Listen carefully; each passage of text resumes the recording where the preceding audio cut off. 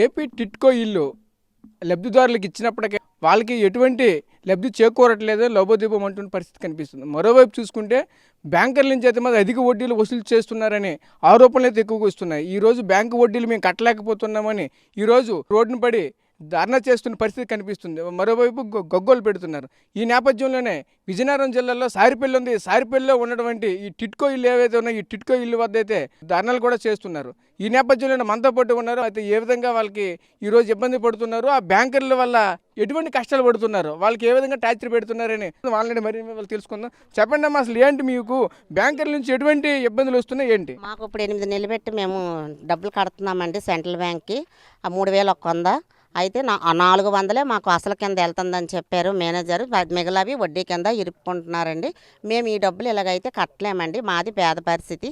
మేము కూలికి వెళ్తారు మా ఆయన గారు.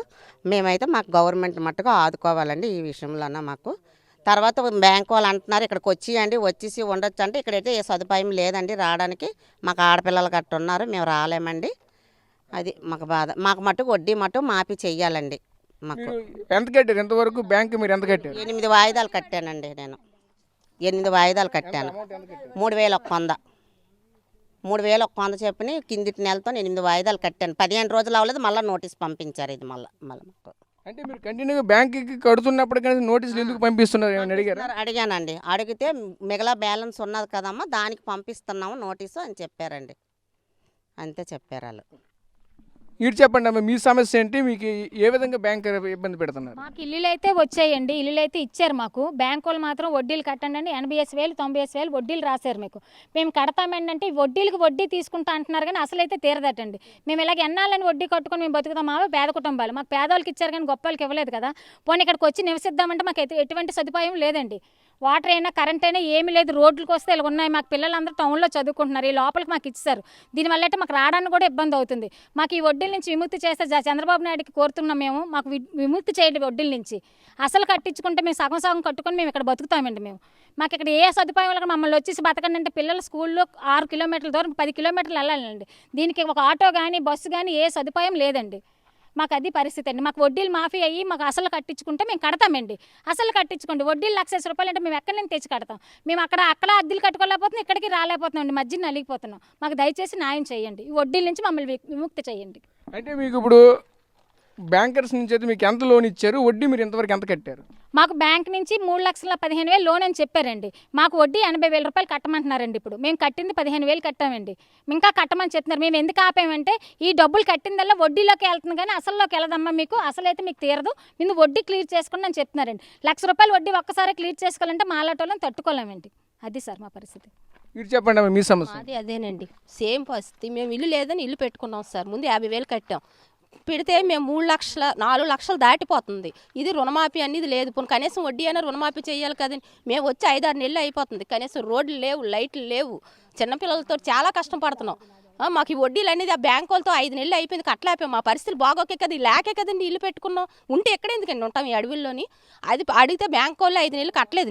నిన్న 1 నెల పట్టుకోవడానికి వెళ్ళి కడితే అంటున్నారు అతను, అమ్మ మీది ఎంపీ పెట్టిస్తాం మేము కట్టించుకోం, 3 నెలది పట్టుకోరా అని చెప్పారండి. దానికి ఏంటి సమాధానం చెప్పాలి నాకు అర్థం. వాళ్ళ బతిమాలు కొని 1 నెల కట్టేసి వచ్చేసాను. నువ్వు కడతాం. మాకు వీటిలోంచి మాకు విముక్తి కలగాలి. మాకు ఈ వడ్డీలు మాఫీ చెయ్యాలి. దయచేసి చంద్రబాబు నాయుడు గారికి అది అదేనండి మాది. అది మీరు చెప్పండి అమ్మా, మీ సమస్య ఏంటి? మీరు కూడా లబోదిబం అంటూ గగ్గోలు పెడుతున్న పరిస్థితి కనిపిస్తుంది. అసలు ఏంటి? నాకు ఇదేనండి, ఇదే సమస్య. 3,60,000 మా మీద లోన్లు ఉన్నాయంటండి. అది ఎవరు తీసుకున్నారో మాకు తెలియదు కానీ లోన్లు మాత్రం వడ్డీలు కట్టమని చెప్పేసి మనకు బాగా చాలా హింస పెడుతున్నారు బ్యాంకు వాళ్ళు. ఏడు చెయ్యాలో మాకు ఒంట్లో బాగాలేదన్నా నువ్వు ఎలా పోతావు మాకు అనవసరం, మాకు వడ్డీలు కట్టాలంటున్నారండి. ఏడు చేస్తారో మరి చంద్రబాబు నాయుడు మాకు తెలియదు కానీ అతను న్యాయమే చేస్తారని మేము అనుకుంటున్నాం. మాకైతే ఇల్లులు వచ్చాయి కానీ ఎందుకు ఉండడానికి అక్కడ ఏమీ మాకు సౌకర్యం లేదు. నీళ్ళు లేవు, వాటర్ లేదు, ఇది కరెంట్ లేదు, రోడ్లు లేవు, ఏటీ లేవు. ఎలాగొచ్చి పిల్లలతో మేము ఉంటామండి? ఉండలేము. అందుకని మీరే చేస్తారని దయించి మా 10 సంవత్సరాల నుంచి చూస్తున్నాం ఈ ఇల్లుల గురించి. వడ్డీలు పెరుగుతున్నాయి కానీ మా ఇంట్లో మేము వచ్చి ఉండడం ఏంటి జరగలేదు.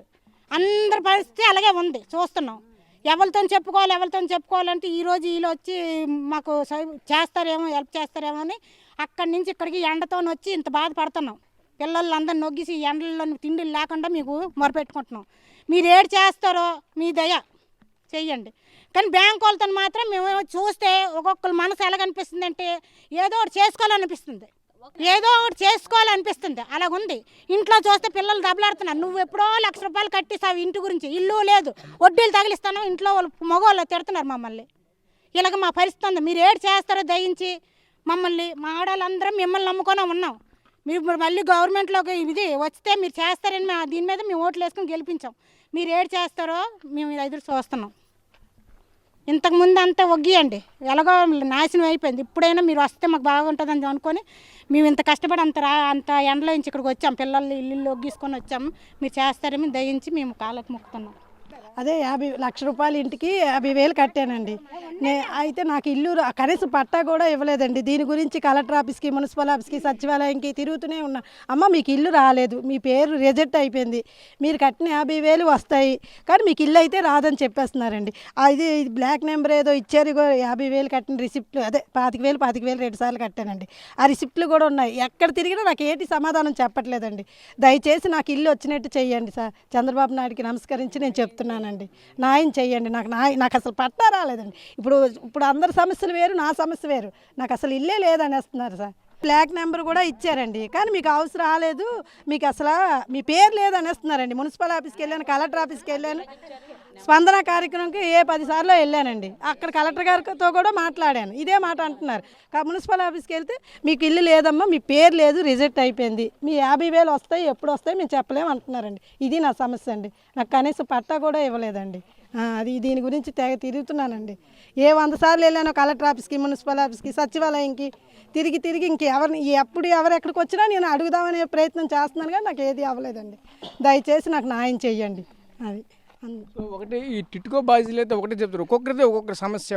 ఒకరికైతే మాత్రం ఆల్రెడీ డబ్బులు కట్టించుకున్నారు, ఇంతవరకు కూడా కనీసం ఎటువంటి ఆ పట్టా కానీ దానికి సంబంధించిన ఏదైతే ఇల్లు అది ఇచ్చారు ఇల్లు కానీ ఎటువంటి కూడా వాళ్ళు మంజూరు చేయని పరిస్థితి కనిపిస్తుంది. ఏదేమైనా కానీ ఇప్పుడు కూడా ఈ పలుమార్లు ఒకవైపు కలెక్టరేట్లకు తిరిగినా, మరోవైపు కమిషనర్ ఆఫీసుకి తిరిగినా సరే అసలు ఫలితం లేకపోతుందని చెప్తున్న పరిస్థితి కనిపిస్తుంది. అదేవిధంగా మరోవైపు చూసుకుంటే ప్రధానంగా ఏదైతే ఈ టిట్కో ఇల్లు ఈ టిట్కో ఇల్లు బాధ్యులకైతే మాత్రం బ్యాంకర్స్ నుంచి అయితే మాత్రం అధిక వడ్డీల ఒత్తిడి అయితే మాత్రం విపరీతంగా ఉండడంతో ఎంత మొండిటాంలో కూడా ఈరోజు తీవ్రమైన ఆందోళన అయితే చేపట్టిన పరిస్థితి మనకు కనిపిస్తుంది. మరోవైపు చూసుకుంటే ఏదైతే బాధ్యులంతా కూడా ఒకటే చెప్తున్నారు, బ్యాంకులు చేస్తున్నటువంటి ఒత్తిడికైతే మాత్రం మేమైతే ఆత్మహత్య కూడా చేసుకునేటట్లయితే మాకు కనిపిస్తుంది, వాళ్ళైతే వాపోతున్నటువంటి పరిస్థితి కనిపిస్తుంది. మమ్మల్ని అయితే మాత్రం ఏదైతే గత ప్రభుత్వాలు అయితే జరిగిపోయింది అయితే జరిగింది కానీ ఈ ప్రభుత్వాలు అయినా సరే మమ్మల్ని ఆదుకోవాలని మరోవైపు అయితే ఈ సీఎం చంద్రబాబుని అయితే వేరుకుంటున్నటువంటి పరిస్థితి మాకు కనిపిస్తుంది. కెమెరా పర్సన్ నాయుడుతో రాజేష్, RTV విజయనగరం నుంచి. మరిన్ని వీడియోస్ కోసం ఛానల్ ని సబ్స్క్రైబ్ చేయండి, లేటెస్ట్ అప్డేట్స్ కోసం వాట్సాప్ ఛానల్ ని ఫాలో చేయండి అండ్ లింక్ డిస్క్రిప్షన్ లో ఉంది.